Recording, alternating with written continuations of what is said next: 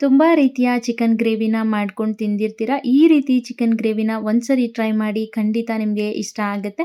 ಇದನ್ನು ಮಾಡೋದಕ್ಕೆ ನಾನಿಲ್ಲಿ 1 ಕೆಜಿ ಚಿಕನ್ ತೊಗೊಂಡು ನೀಟಾಗಿ ವಾಶ್ ಮಾಡಿ ಇದನ್ನು ಮ್ಯಾರಿನೇಟ್ ಮಾಡೋಕ್ಕೆ ಅರ್ಧ ಸ್ಪೂನ್ ಅರಿಶಿನ, ಉಪ್ಪು ಹಾಗೆ ಎಣ್ಣೆ ಹಾಕಿ ಚೆನ್ನಾಗಿ ಕಲಸಿ ಇದನ್ನು ಮ್ಯಾರಿನೇಟ್ ಮಾಡೋಕ್ಕೆ ಎತ್ತಿಡ್ತಾ ಇದ್ದೀನಿ. ಕನಿಷ್ಠ 1 ಅವರ್ ಆದರೂ ಇದನ್ನು ಮ್ಯಾರಿನೇಟ್ ಮಾಡಬೇಕು.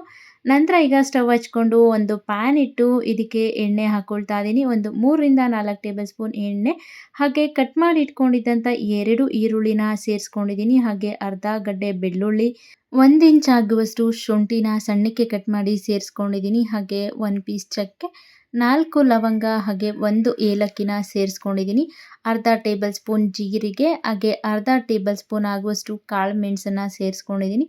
1 ಟೇಬಲ್ ಸ್ಪೂನ್ ಆಗುವಷ್ಟು ಧನಿಯಾ ಕಾಳು ಹಾಗೆ 1 ಟೇಬಲ್ ಸ್ಪೂನ್ ಕಡಲೆಪಪ್ಪು, 4 ರಿಂದ 5 ಬ್ಯಾಡಗಿ ಮೆಣಸಿನಕಾಯಿ ಹಾಗೆ ಖಾರಕ್ಕೆ ತಕ್ಕಷ್ಟು ಹಸಿರು ಮೆಣಸಿನಕಾಯಿನ ಸೇರಿಸ್ಕೊಂಡಿದ್ದೀನಿ. ನಾನಿಲ್ಲಿ 5 ಹಸಿರು ಮೆಣಸಿನಕಾಯಿನ ಸೇರಿಸ್ಕೊಂಡಿದ್ದೀನಿ. ಹಾಗೆ 1 ಟೇಬಲ್ ಸ್ಪೂನ್ ಆಗುವಷ್ಟು ಗಸಗಸೆನ ಆ್ಯಡ್ ಮಾಡ್ಕೊಂಡಿದ್ದೀನಿ. ಇದಿಷ್ಟನ್ನು ಹಾಕಿ ಚೆನ್ನಾಗಿ ಬಾಡಿಸ್ಕೊಂಡು ನಂತರ ಇದಕ್ಕೆ ಕಟ್ ಮಾಡಿ ಇಟ್ಕೊಂಡಿದ್ದಂಥ 1 ಮೀಡಿಯಮ್ ಸೈಜ್ ಟೊಮೆಟೊನ ಸೇರಿಸ್ಕೊಂಡಿದ್ದೀನಿ. ಸೇರಿಸಿ ಟೊಮೆಟೊ ಸಾಫ್ಟ್ ಆಗೋ ತನಕ ಚೆನ್ನಾಗಿ ಬಾಡಿಸ್ಕೊಂಡು ನಂತರ ಇದನ್ನು ಸ್ಟವ್ ಆಫ್ ಮಾಡಿಕೊಂಡು ತಣ್ಣಗಾಗಕ್ಕೆ ಬಿಡಬೇಕು.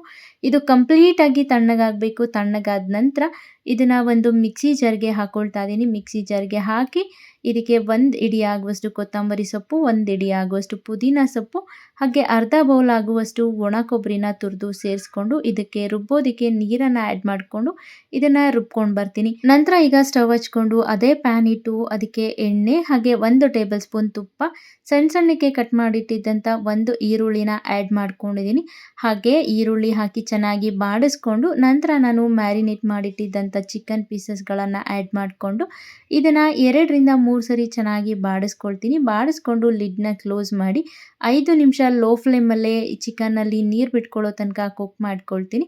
ನಂತರ ಲಿಡ್ನ ಓಪನ್ ಮಾಡಿ ಒಂದ್ಸರಿ ಮಿಕ್ಸ್ ಮಾಡಿಕೊಂಡು ಆಗಲೇ ರುಬ್ಬಿಟ್ಕೊಂಡಿದ್ದಂಥ ಮಸಾಲೆ ಆ್ಯಡ್ ಮಾಡಿಕೊಂಡು 1 ಕಡ್ಡಿ ಕರಿಬೇವಿನ ಸೊಪ್ಪನ್ನು ಹಾಕಿ ಮತ್ತೆ ಇದನ್ನು ಚೆನ್ನಾಗಿ ಮಿಕ್ಸ್ ಮಾಡ್ಕೊಳ್ತೀನಿ. ನಂತರ ಈಗ ಅದೇ ಮಿಕ್ಸಿ ಜಾರ್ಗೆ ಸ್ವಲ್ಪ ನೀರು ಸೇರಿಸಿ ಆ ನೀರನ್ನು ಆ್ಯಡ್ ಮಾಡಿಕೊಂಡು ಮತ್ತೆ ರುಚಿಗೆ ತಕ್ಕಷ್ಟು ಉಪ್ಪನ್ನು ಹಾಕಿ ಲಿಡ್ನ ಕ್ಲೋಸ್ ಮಾಡಿ 15 ನಿಮಿಷ ಇದನ್ನು ಲೋ ಫ್ಲೇಮಲ್ಲಿ ಕುಕ್ ಮಾಡ್ಕೊಳ್ಬೇಕು.